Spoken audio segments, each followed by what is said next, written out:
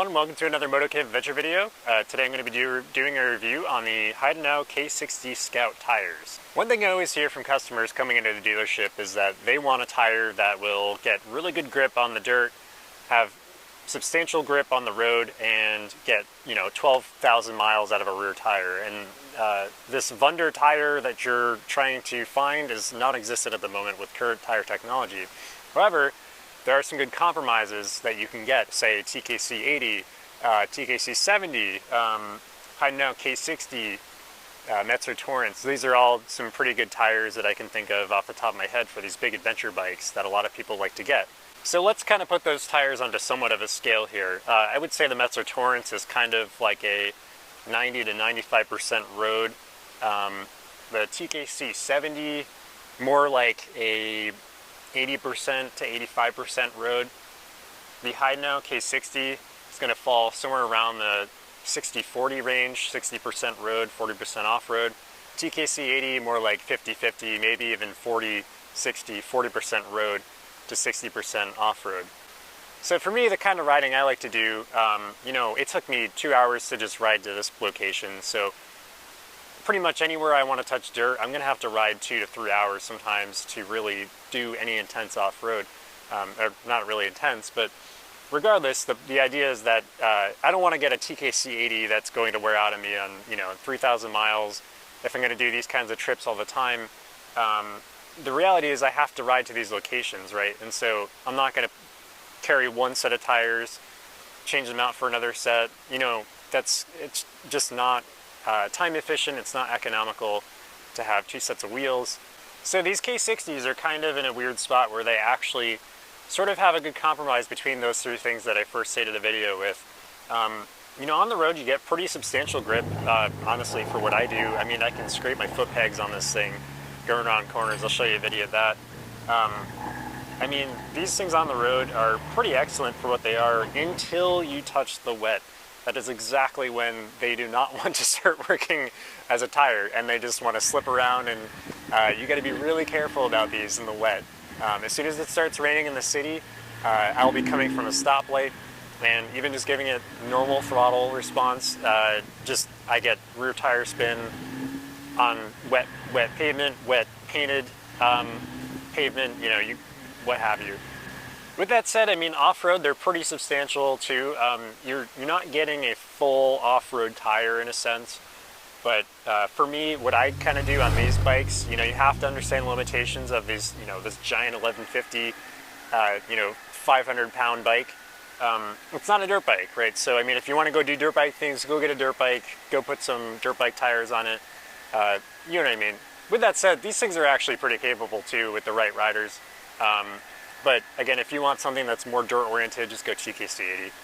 Now, where these tires really stand out is their longevity, right? So the Germans have this very hard rubber, apparently, that lasts a very long time. And so with that said, you don't get the wet pavement traction, but you get traction in dry weather and everything, and you get longevity.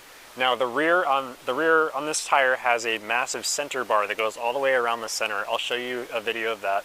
And that kind of helps with it just has a ton of meat all around that center bar. And that's really for the highway, right? So, I mean, if you're on the highway and you're just going to keep going and going, you have all that meat on the tire. It's a little more stable.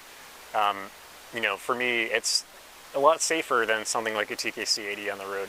I can cruise at 90 miles per hour. I don't say I do that, but I can.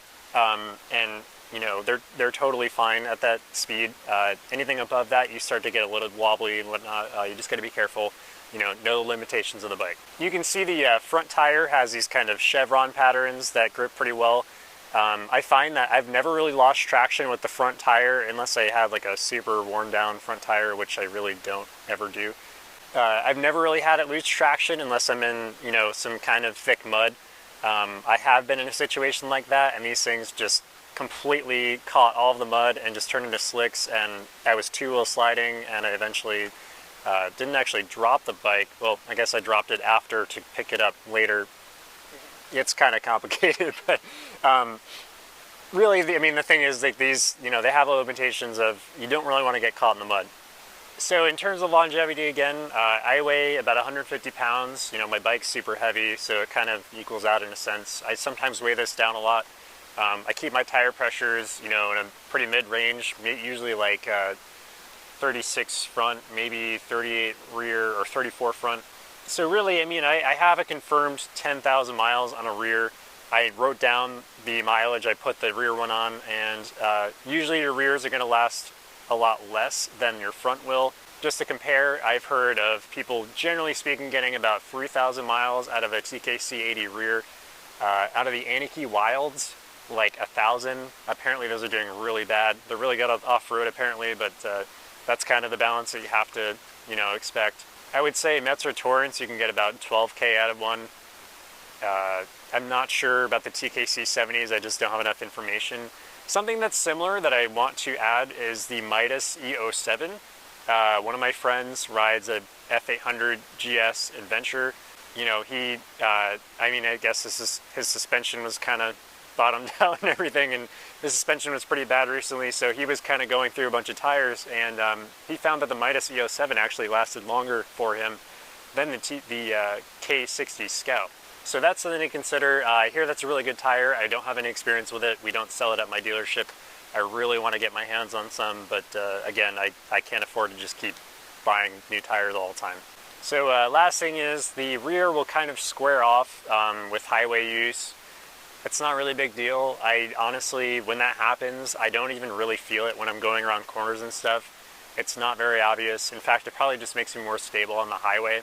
So for me, you know, budget-wise, these things are kind of a little more expensive than some of the other tires, namely like the Continentals.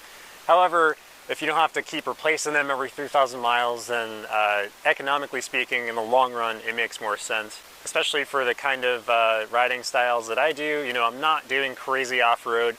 These tires kind of just fit in that really good sweet spot of compromise for off-road, on-road ability, and you know, ability of wet conditions, and you know, longevity. So again, in the wet, ride like your grandmother would.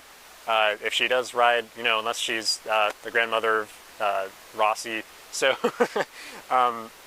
but otherwise, you know, just, that's why I think, okay, so that's one thing I want to say is that I would call this the California tire because it doesn't rain here as much. It's very dry conditions. It works perfect here for me. All right, folks, thanks for joining me in another Motocamp adventure video. Hope you liked the review of the K60 Scout tires. If you got any other suggestions, leave them in the comments. If you like this video, please click that like button. If you like this channel, consider subscribing. Thanks for joining me, guys. Take care and ride safe.